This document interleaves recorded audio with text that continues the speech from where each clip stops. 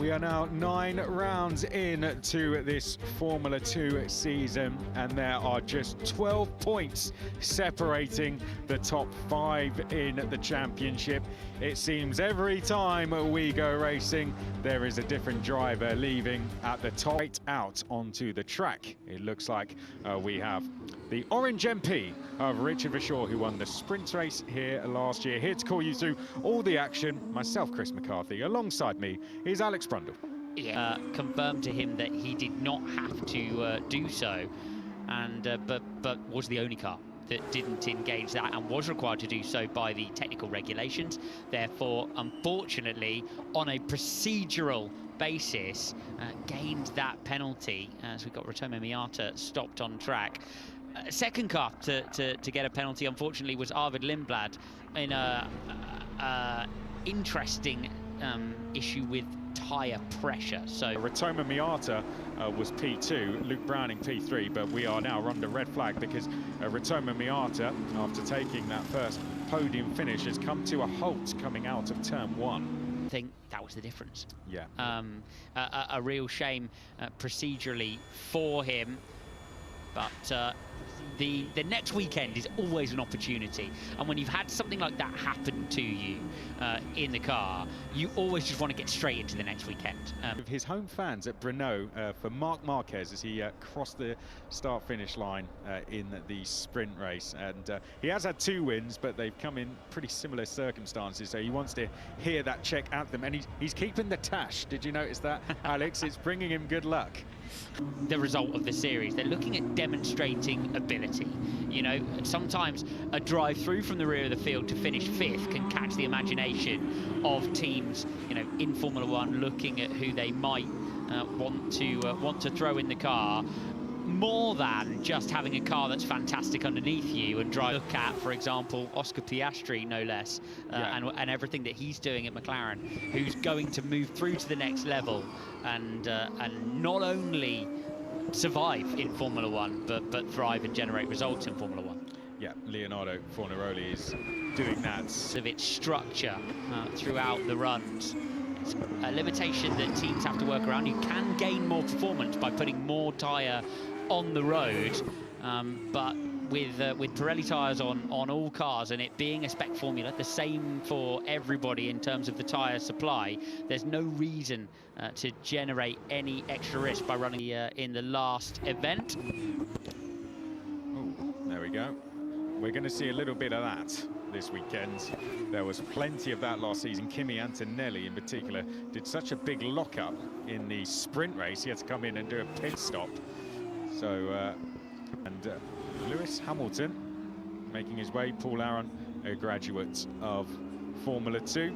Feature race winner Roman Stanek, as he's on a double purple sector lap as the track really starts to come to them. It's extremely green here early on in the free practice sessions. Normally it's not a circuit which gets a huge amount of use through the rest of the year. So weekend, as Alex Dunn makes his way to the top of the timing sheets, and the first real laps on the limit starting to come in now, with Martins making his way through the final couple of corners, and Fornaroli as well. Exit of turn 5, there's now a gravel strip to deter drivers, which used to be an area where you could really explore the track limits up at the top of the hill after making your way through that really fast left-hander at turn 4. These final couple of corners of the lap. Let's see what he's got in this early stage of free practice.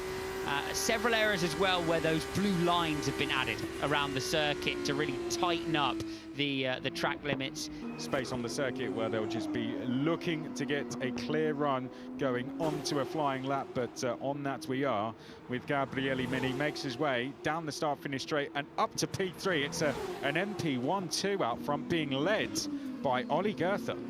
131.1. Up as well, turns 8, 9, 10 and 11. As you get there, it can easily be an issue through the final couple of corners of the lap. Victor Martins there having exactly that issue. Yeah, he went exploring through the final corner, didn't he? So back on board we go with Luke Browning, who makes his way now round the final corner, and to the start-finish line he goes. And at this stage, Richard Bashaw just going ahead of him. Let's see what Goethe can do in response. 3/10 clear, and wow, that is a really good effort for him in the early stages of this practice session. The moment for Victor Martins, who it looks like he just bails out there to the outside of the racetrack, but he's actually got a bit of oversteer on the way in that he has to correct and then point the car straight. Amaury Cordeel demonstrating just how underdeveloped the circuit is in terms of rubber going down on the circuit surface. That is, drivers have corner after corner to contend with. And is that a second lockup for Cordeel down towards turn 1? I'm going to an interesting one this weekend. It depends a lot on the temperature here as to how the tyre behaves. That's because there's a huge fluctuation, especially in the front tyre temperature, as you make your way in the sequence from turn 5 through to turn 11. The front tyre builds temperature massively, and you can see that with drivers struggling as well. That is a factor in trying to get lap on lap together. It looks like Richard Bashaw might have come up against the diffuser of Amaury Cordeel there on his far.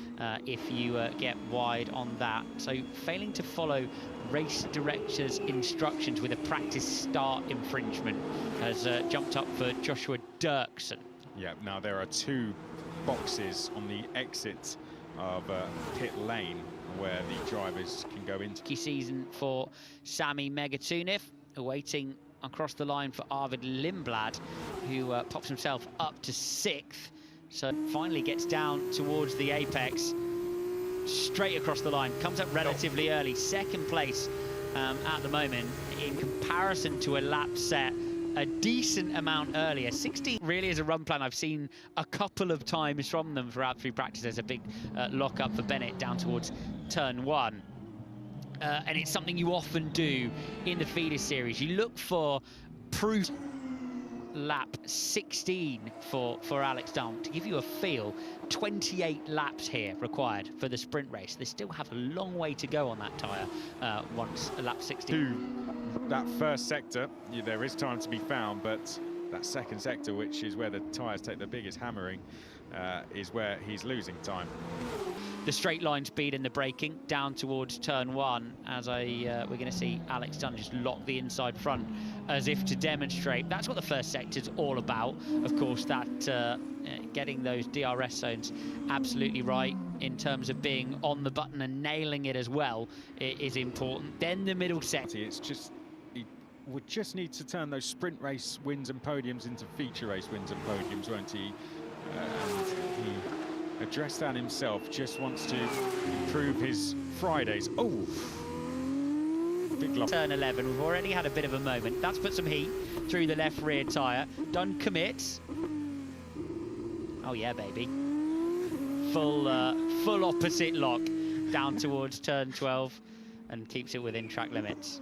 I mean, it's not great for lap speed, but it's nice to watch, isn't it? It looks great. It looks great. He'll enjoy. At the top of change, right at the end, Luke Browning going fastest overall, 1:30.609 for the British driver, ahead of Ollie Goethe. Great session by the Red Bull Junior.